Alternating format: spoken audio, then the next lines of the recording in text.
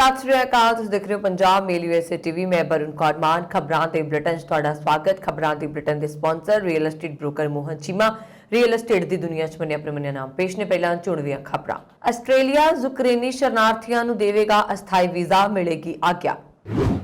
America विच चीनी राजदूत दा दावा, रूस नूं हथियार नहीं भेज रहा बीजिंग।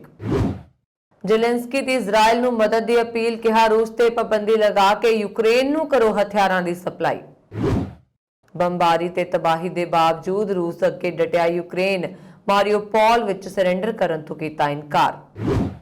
रूस नाल गलबात लई तैयार जेलेंस्की, कहा समझौता ना होया तां छिड़ सकदा है तीजा विश्व युद्ध। ते हुण इन्हां खबरां दा विस्तार।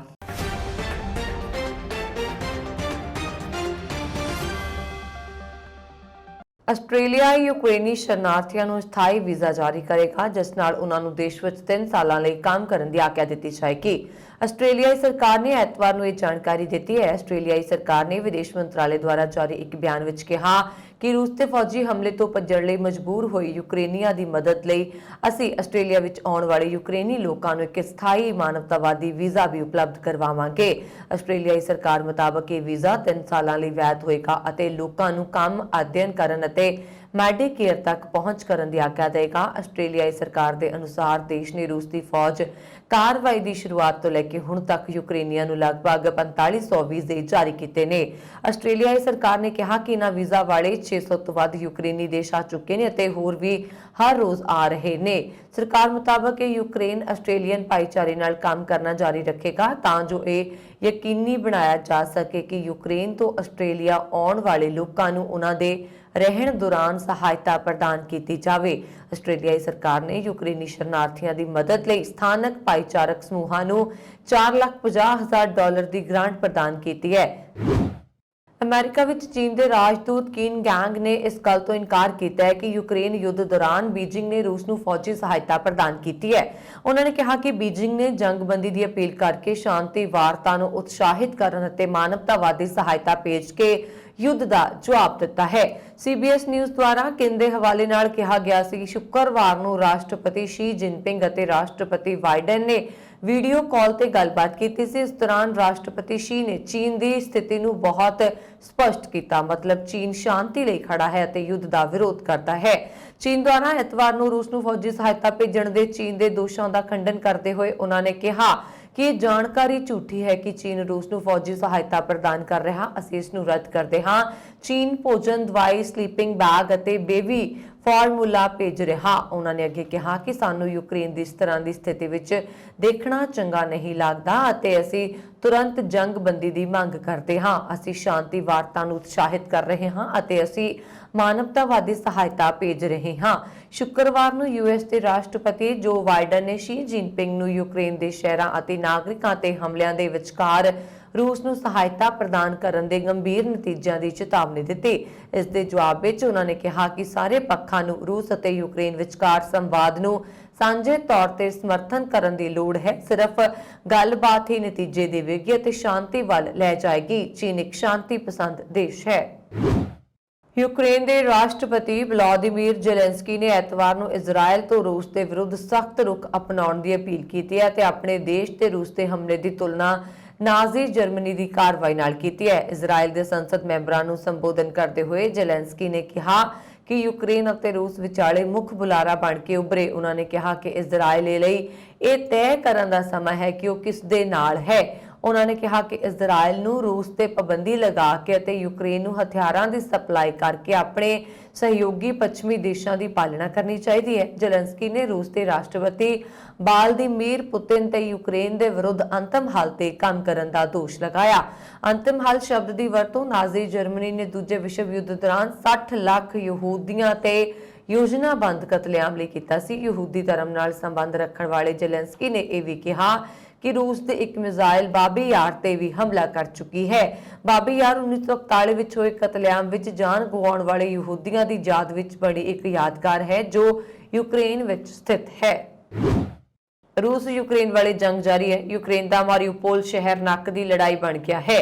मारियोपोल शहर ते फाइनल कब्जे लई रूस वालों दित्ती गई सरेंडर की डेडलाइन खत्म हो गई है। रिपोर्टां अनुसार रूस ने एतवार रात नूं मारियोपोल ਐਡਮਿਨਿਸਟ੍ਰੇਸ਼ਨ ਨੂੰ ਸਰੈਂਡਰ ਦੇ ਲਈ ਮਾਸਕੋ ਦੇ ਸਮੇਂ ਅਨੁਸਾਰ ਸਵੇਰੇ 5 ਵਜੇ ਤੱਕ ਦੀ ਡੈਡਲਾਈਨ ਦਿੱਤੀ ਸੀ। ਹਾਲਾਂਕਿ ਯੂਕਰੇਨ ਨੇ ਸਰੈਂਡਰ ਦੇ ਇਸ ਪ੍ਰਸਤਾਵ ਨੂੰ ਪਹਿਲਾਂ ਹੀ ਠੁਕਰਾ ਦਿੱਤਾ। ਰੂਸ ਦੀ ਚੇਤਾਵਨੀ ਤੋਂ ਬਾਅਦ ਯੂਕਰੇਨ ਦੀ ਡਿਪਟੀ ਸੀਐਮ ਇਰੀਨਾ ਵੇਰੁਸ਼ਕਾ ਨੇ ਕਿਹਾ ਕਿ ਸਰੈਂਡਰ ਕਰਨ ਦਾ ਕੋਈ ਸਵਾਲ ਹੀ ਪੈਦਾ ਨਹੀਂ ਹੁੰਦਾ। ਕਿਸੇ ਵੀ ਤਰ੍ਹਾਂ ਸਰੈਂਡਰ ਜਾਂ ਹਥਿਆਰ ਸੁੱਟਣ ਵਰਗੀ ਕੋਈ ਗੱਲਬਾਤ ਨਹੀਂ ਹੋ ਸਕਦੀ। ਇਸ ਬਾਰੇ ਅਸੀਂ ਪਹਿਲਾਂ ਹੀ ਰੂਸ ਨੂੰ ਦੱਸ ਚੁੱਕੇ ਹਾਂ।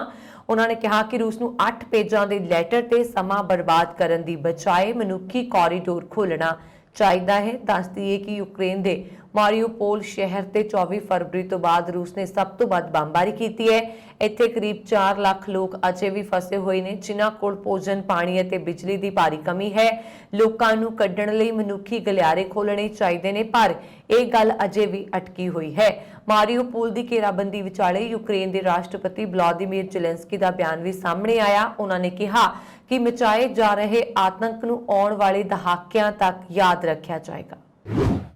ਯੂਕਰੇਨ ਦੇ ਰਾਸ਼ਟਰਪਤੀ ਵਲਾਦੀਮੀਰ ਨੇ ਕਿਹਾ ਕਿ ਰੂਸ ਨਾਲ ਗੱਲਬਾਤ ਲਈ ਤਿਆਰ ਨੇ। ਇਸ ਦੇ ਨਾਲ ਹੀ ਉਹਨਾਂ ਨੇ ਚੇਤਾਵਨੀ ਵੀ ਦਿੱਤੀ ਹੈ ਕਿ ਜੇਕਰ ਰੂਸ ਨਾਲ ਗੱਲਬਾਤ ਅਸਫਲ ਰਹੀ ਤਾਂ ਤੀਜਾ ਵਿਸ਼ਵ ਯੁੱਧ ਛਿੜ ਸਕਦਾ ਹੈ। ਨਿਊਜ਼ ਏਜੰਸੀ A9 ਨੇ CNN ਦੇ ਹਵਾਲੇ ਨਾਲ ਕਿਹਾ ਕਿ ਜ਼ੈਲੈਂਸਕੀ ਨੇ ਕਿਹਾ ਕਿ ਮੈਂ ਪੁਤਨ ਨਾਲ ਗੱਲਬਾਤ ਲਈ ਤਿਆਰ ਹਾਂ। ਮੈਨੂੰ ਲੱਗਦਾ ਹੈ ਕਿ ਅਸੀਂ ਗੱਲਬਾਤ ਤੋਂ ਬਿਨਾਂ ਇਸ ਜੰਗ ਨੂੰ ਖਤਮ ਨਹੀਂ ਕਰ ਸਕਦੇ। ਮੈਨੂੰ ਲੱਗਦਾ ਹੈ ਕਿ ਸਾਨੂੰ ਗੱਲਬਾਤ ਲਈ ਕਿਸੇ ਵੀ ਫਾਰਮੈਟ ਜਾਂ ਕਿਸੇ ਵੀ ਮੌਕੇ ਦੀ ਵਰਤੋਂ ਕਰਨੀ ਪਏਗੀ। ਉਹਨਾਂ ਨੇ ਕਿਹਾ ਪਰ ਜੇਕਰ ਇਹ ਕੋਸ਼ਿਸ਼ਾਂ ਅਸਫਲ ਹੁੰਦੀਆਂ ਨੇ ਤਾਂ ਇਸ ਦਾ ਮਤਲਬ ਇਹ ਹੋਏਗਾ ਕਿ ਇਹ ਤੀਜਾ ਵਿਸ਼ਵ ਯੁੱਧ ਹੋ ਸਕਦਾ ਹੈ। ਯੂਕਰੇਨ ਦੇ ਦੱਖਣ ਪੂਰਬੀ ਸ਼ਹਿਰ ਮਾਰੀਉਪੋਲ ਵਿੱਚ ਮਨੁੱਖਤਾਵਾਦੀ ਸਥਿਤੀ ਲਗਾਤਾਰ ਵਿਗੜਦੀ ਜਾ ਰਹੀ ਹੈ।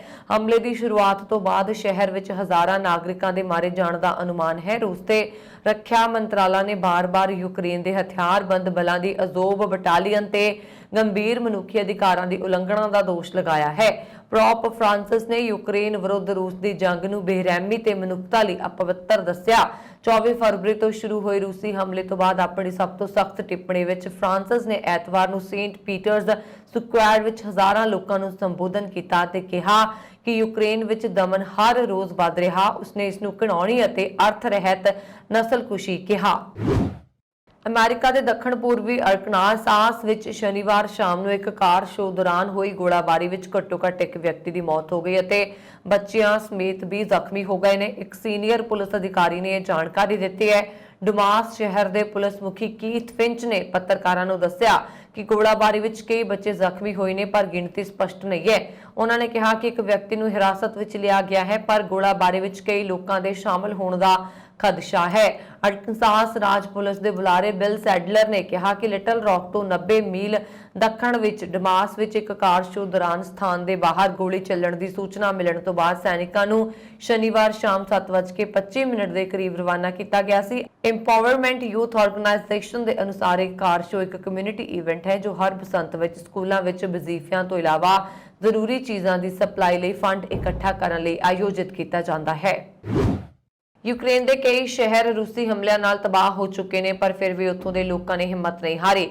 ਉਹਨਾਂ ਵਿੱਚ ਅਜੇ ਵੀ ਮਰ ਮਿਟਣ ਦਾ ਜਜ਼ਬਾ ਹੈ। ਇਸ ਦਾ ਅੰਦਾਜ਼ਾ ਇੱਕ 98 ਸਾਲਾਂ ਦੀ ਬਜ਼ੁਰਗ ਔਰਤ ਨੂੰ ਦੇਖ ਕੇ ਲਗਾਇਆ ਜਾ ਸਕਦਾ, ਜਿਸਨੇ ਦੇਸ਼ ਦੇ ਲਈ ਹਥਿਆਰ ਚੁੱਕਣ ਦੀ ਪੇਸ਼ਕਸ਼ ਕੀਤੀ। ਯੂਕਰੇਨੀ ਵਿਦੇਸ਼ ਮੰਤਰਾਲਾ ਨੇ ਆਪਣੇ ਟਵਿੱਟਰ ਹੈਂਡਲ ਤੇ ਇੱਕ ਪੋਸਟ ਵਿੱਚ ਦੱਸਿਆ ਕਿ 98 ਸਾਲਾ ਔਰਤ ਉਲਾਹਾ ਦੇਸ਼ ਦੀ ਮਦਦ ਲਈ ਅੱਗੇ ਆਈ ਹੈ। ਉਲਾਹਾ ਨੇ ਦੂਜੀ ਵਿਸ਼ਵ ਜੰਗ ਵਿੱਚ ਸਰਗਰਮੀ ਨਾਲ ਹਿੱਸਾ ਲਿਆ ਸੀ। ਉਹ ਇੱਕ ਯੋਧਾ ਰਹਿ ਚੁੱਕੀ ਹੈ। ਉਹ ਮੁੜ ਆਪਣੇ ਮਾਤ ਭੂਮੀ ਦੀ ਰੱਖਿਆ ਲਈ ਤਿਆਰ ਸੀ, ਪਰ ਸਾਰੇ ਗੁਣਾਂ ਤੇ ਤਜਰਬੇ ਦੇ ਬਾਵਜੂਦ ਉਹਨਾਂ ਦੀ ਉਮਰ ਕਰਕੇ ਅਸੀਂ ਉਹਨਾਂ ਦੀ ਮਦਦ ਨਹੀਂ ਲੈ ਸਕਦੇ। ਉਹਨਾਂ ਨੇ ਕਿਹਾ ਕਿ ਅਸੀਂ ਉਮੀਦ ਕਰਦੇ ਹਾਂ ਕਿ ਉਹ ਜਲਦੀ ਕੀਵ ਵਿੱਚ ਇੱਕ ਹੋਰ ਜਿੱਤ ਦਾ ਜਸ਼ਨ ਮਨਾਉਣਗੇ।